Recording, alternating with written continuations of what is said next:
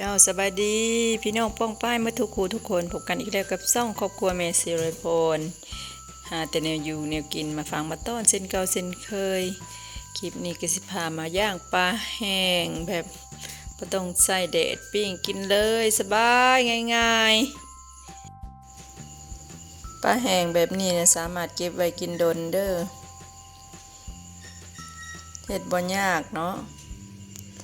สามารถเก็บไว้กินเป็นเดือน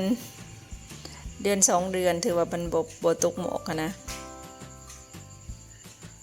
มาเบิ่งวิธีเฮ็ดนำกันเลย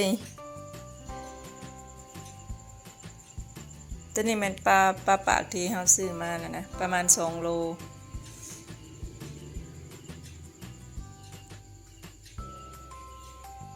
ก่อนอื่นเฮาจะมาซอกเก็ดปลาตัวนี้ใส่ซบมือนำเฮาเฮ็ดกินเองเด้อนี่บ่ได้เฮ็ดขายซอกเก็ดไปเรื่อยๆ